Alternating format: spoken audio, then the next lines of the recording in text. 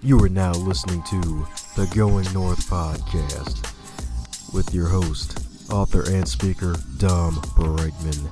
And every Monday and Thursday, you're going to hear the voice of a different author share their stories, expertise, and their struggles that they had to overcome in life to leave you inspired to get more out of your life.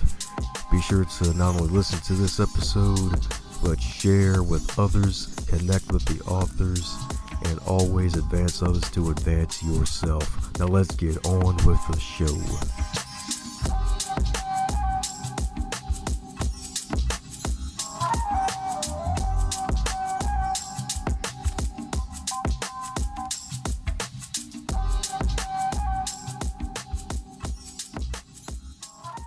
And today on the Going North podcast, we're back at you again with some motivation, baby. Because this wonderful person right here is an author who published a kid's book, but not only that, this guy right here is from one of the awesome states of the wonderful United States known as South Carolina, out in the city of Columbia, baby. This business leader right here has owned and operated over 11 businesses in 6 different industries over the last 18 years, baby. So 18 years of being legal, doing business, baby. This guy is one heck of a powerhouse, and I'm kind of glad to have this guy here because I've been friends on Facebook with this guy for months, and he's always putting out great content, sharing out other people's businesses, and just practicing group economics and helping folks to become the best versions of themselves, and not only to read and lead, but also to help coach folks to their greatness. And you're probably wondering who this wonderful gentleman right here is. It is the one, the only, Timothy Simpson, also known as Tim the Motivator. How are you today, sir? Thank you, man. Thanks for the introduction. Thank you. Yes, sir, man. Long time coming, man. That's right. Going north, baby. Going north, man.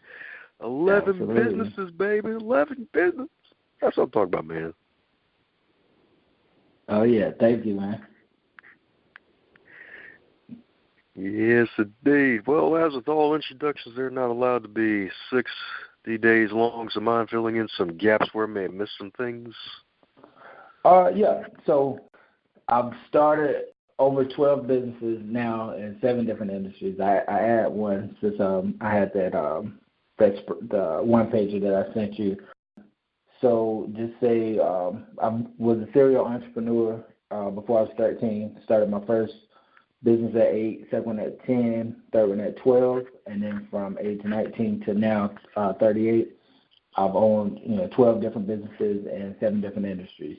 To include 4 cleaning companies, 2 tire shops, 2 restaurants, an event planning company, digital marketing company, lawn care service, and an online loan processing company. So I mainly started a lot of businesses in the service-based industry, and then just more recently I evolved into a business coach. So now, as you said, I teach people how to start businesses, and then I teach existing business owners strategies and different tactics to keep them in business. And then I also have a global youth development company in which we have academies in 9 different states and one in Ghana, Africa. So we're always actively recruiting instructors to teach our courses. We primarily focus on entrepreneurship, personal development, financial literacy, and leadership. Oh, that is powerful, man. So my man's been running and gunning since the age of 10. Oh, my started early. Yeah, man. So what made you want to start so early? Well, at the time, like I said, I actually was 8 on my first business, 10 on the second one. Really, at that age, it was the only thing I could just really think about was being inspired to have money to buy candy or some of the things that I wanted to buy. So, that was my ambition early. Then, as I grew older, then it became, all right, now I want to buy some of the shiny objects and just have the financial freedom and flexibility. So That's right. From candy to cars to freaking corporations. That's right. Yes, sir. Yes, indeed. Yes, indeed. Checked out some of your stuff online, and it's really a powerful thing, man. I think you said it was back in 2010. You were basically owning your own cleaning company. You're kind of like the janitor who pulled up in a Mercedes. So how did that feel, man? Actually, if I had a van, I would have drove the van. But at the time, I didn't have any. Actually, two of my vans motors had blew, so it was like, hey, do what you got to do to get the work done. So at the time, my personal vehicle was a Mercedes, so I drove it to clean up, and then I later wrote a ebook that became a course titled "My Janitor Drives the Benz: How to Start a Six-Figure Cleaning Company." Yes, sir, indeed. And I'm not sure if I got the numbers right. I think it was 80 million or was it $80 billion in the cleaning industry that's out there? Oh, yeah. It's an $88 billion industry. Like, it's pretty big business. I've made over $2 million in that industry. The cleaning business has been really good to me. Yeah, man. It's like folks always got a problem. It's like somebody dirty somewhere, and then you got folks that can help clean up that mess. So it's just solving that problem for them. Absolutely.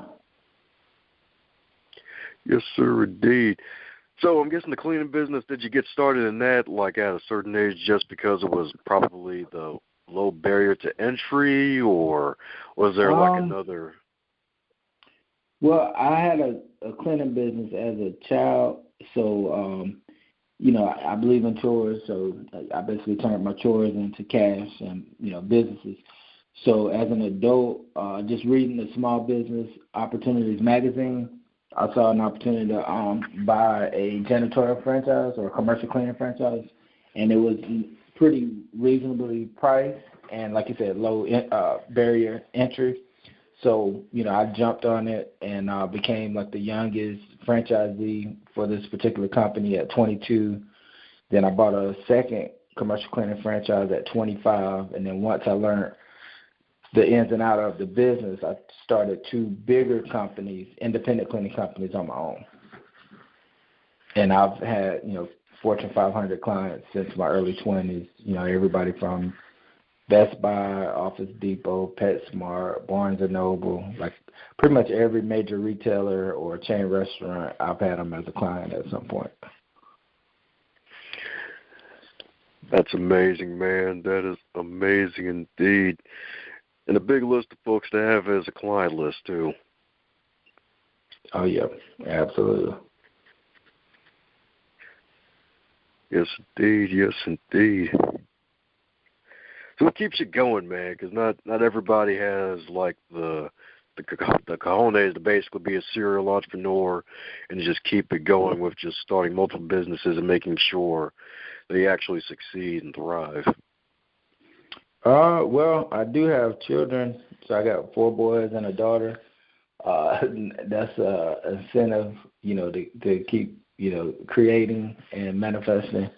Besides that, I'm just chasing my own personal ambitions of, building, really big businesses, being able to employ and collaborate with, other entrepreneurs and aspiring entrepreneurs, leaving a legacy, that's always on the books, and just transforming and recreating a positive paradigm for the Black community is like a big deal for me. Heck yeah, man. That's right, man. Folks need jobs out there, and you creating them, baby. Oh, yeah. Yes, indeed. Yes, indeed. And all of this is before 40. Yeah, like, still got some time. Still got some time. Yeah, I got a few more things I want to do well before 40, and then, it won't stop there. I'll just keep creating, Just keep creating. That's right, man. Keep creating, man. Be like P. Diddy, man. Be all up in everybody's music video, right? Yeah, there you go. Metaphorical speaking, metaphorical speaking. Yeah. But, I'm going to let them shine. But, yeah, I mean, I definitely want to be instrumental in a lot of people's success. So, yeah, if that means, me, being in pictures or videos with them celebrating success, I'm all for it. Yeah, that's right. So the bad boy for life is Tim the Motivator for life. Oh, yes, sir. And actually, Puff Daddy was one of my inspirations growing up. So he was an entrepreneur that I looked up to and still do. Heck yeah, man. Heck yeah, man. Yeah, man. So with all these businesses, I'm pretty sure there have been some trials you had to go through, man. So what challenges you had to go through, and what did you learn from them? I've pretty much faced every entrepreneur challenge that I could think of, from not knowing enough about paperwork and getting trespassed from one of my own restaurants. That happened. Dealing with family and business. I've experienced that. Dealing with friends and business, I experienced that. Shortage of funding or lack of financial support, I've dealt with that. Juggling work and business, I've dealt with that. Just through everything that I went through, I just try to stay positive and optimistic. So I've been through, pretty much extreme insurmountable odds, car repossessions, evictions, sleeping in the car, all of that. And, I just kind of stay positive and optimistic and, look for solutions versus complain about the circumstances and situation. So.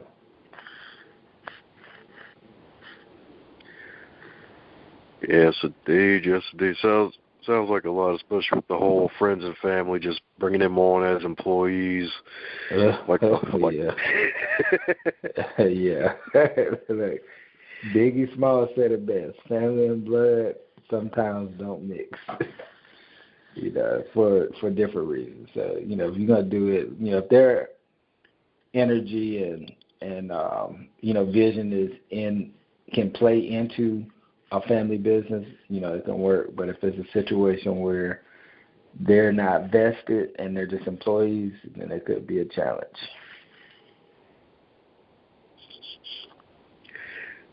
Yes, indeed. Yes, indeed. So I'm guessing advice is probably similar across the board, and probably avoid hiring family and friends for certain businesses. If they're not interested genuinely and want to be, and they're not willing to put forth a financial effort and match it with work ethic and energy, then I would say, yeah, avoid it. But if they're all in, then you could probably work through most of the problems you would face. So yeah, those would be kind of like my my guidelines. True indeed. Just get the folks that are passionate about it and actually put forth the actual action along with the effort to actually support the vision. Absolutely. Yes, sir, indeed. Yes, sir, indeed.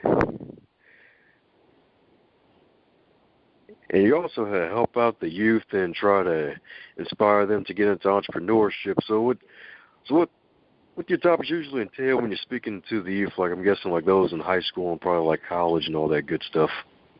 I still kind of focus on the basics, like, talk about entrepreneurship, how to start a business, talk about personal development, books to read, really heavy on self-education. So I kind of point them in the right direction on that. Financial literacy, talk about savings, credit, and then leadership. I kind of basically give them examples of positive role models, positive leaders, and just understanding those dynamics. So I kind of stick to my course curriculum, and then just depending on if it's a specific class or they got a specific topic, I can kind of infuse that as well. Nice, nice. And you mentioned P. Diddy is one of your role models. Are there any other role models you may look up to that you also tell others about, especially the youth, that you think they should probably follow? Maybe just not in business, but also in leadership? Yeah. Right. Well, just say when I took my journey into personal development and self-education, some of the people I listened to were Les Brown, Zig Ziglar, Brian Tracy, Dennis Kimbrough, Dr. Claude Anderson. Of course, I still listen to excerpts of Marcus Garvey, which is kind of one of my premier serial entrepreneur role models. Eric Thomas. Now, you got, new speakers like Gary Vee, Ty Lopez. So I kind of create my own curriculum based on virtual speakers, and I learn something different from each speaker. So just depend on, what their strengths are. Heck yeah, man. Heck yeah. And that Ty Lopez, it's kind of interesting. The dude has like a freaking garage full of fancy luxury cars, Lamborghinis and whatnot, with the bookshelves full of books because he buys so many darn books. And you also have your own book club too, right? Yeah, actually, I do. I resell basically all the books that I read and that I recommend. So it just made sense for me to, basically have a book club to where if people want to read self-help books, motivational books, how-to books, be something that I would keep on hand. But readers are definitely leaders, and there's a lot of information shared and experiences in text. Yes, sir, indeed. Yes, sir, indeed. So for those looking to get into entrepreneurship, what advice would you give them? Because I know you mentioned some paperwork issues in the start as well. So I'm guessing, like, making sure you get, like, the right help from the right people, following the LLC or something like that, or is it something totally different? Same, like, pay attention to your paperwork. You want to read your paperwork, understand what you're signing, what you're getting into.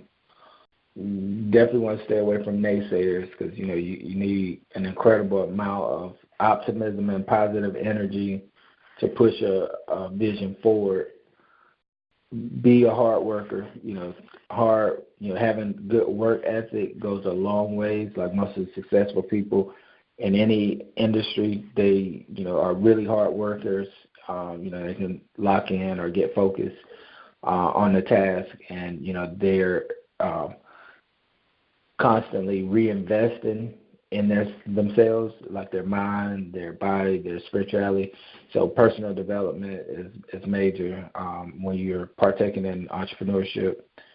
And just, learning what you don't know, because, most people start a business either based on profit or a passion, but, it's different components to actually running and operating a business. So you want to learn, about marketing, social media marketing, digital marketing, advertising. You want to learn the financial aspect as far as budgeting your books, and just at least have an idea of how things work, even if you're going to outsource it to a bookkeeper or a CPA.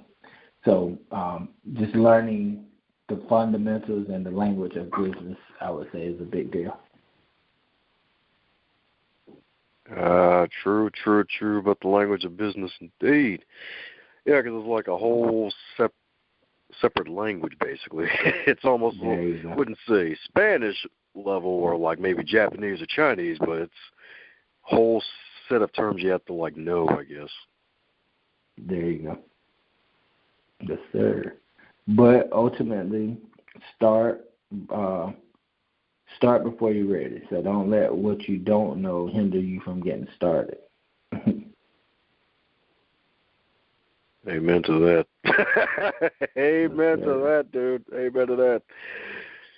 Yeah, man. Wait till it's perfect, and then, boom, you wake up one day and you're in a wheelchair because you waited for so long. Yeah, that the market change. A lot can happen. So I tell people just learn as you grow. So just go along with just learn as you grow. You're gonna make mistakes whether you think you know everything or not. So you just jump head first and learn as you go. Heck yeah, man. That's right. Before you turn into blunt, then you get smoked by the competition. Yeah, hey, that happens too, right? So yeah, you got to be, ready to take on the world full speed. Yes, sir, indeed, baby. That's right. Taking over the world. Taking over the world. Sure. Well, since you have a reading club and you downloaded your awesome set of business notes that you took, and of course you got the wonderful book known as Rich Dad Poor Dad, along with Think and Grow Rich, as well as Think and Grow Rich, a Black Choice. Are there any other books that are probably in like your top 10 that you recommend others to read in addition to those? Mainly Rich Dad Poor Dad, or and Think and Grow Rich, either Dennis Kimbro's version or Napoleon Hill's. And then I would say, aside from that, applying what you learn. So just say, for instance, when I read Rich Dad Poor Dad years after reading it prior, and I focused more on the cash flow quadrant part, watched the video of him break it down, the difference between self-employed and business owner. So when I learned that piece and applied it, my income went from $9,000 a month to over $40,000 a month. So knowledge is power, they say, but I rephrase it and say knowledge applied is power, because there's a lot of people that know stuff. The power is in application. That's right, and not just the job application either. Let me stop. There you go. Application. You got to put the boots on the ground. Got to get to work. That's right. They ought to be Timberlands, baby. You can get some Payless boots before they completely go out. Yeah, whatever you got to do. As long as you're in motion, you got to be in motion.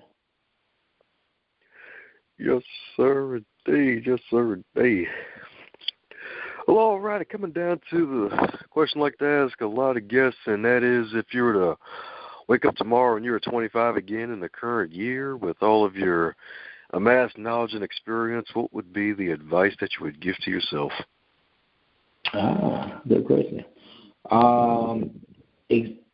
Read and apply everything as if it was 100% chance it was going to work. Invest the money that you would spend on eating out or entertainment in businesses, land, and commercial real estate, or real estate that you could generate an income from. I would tell myself, definitely keep your credit 700 plus.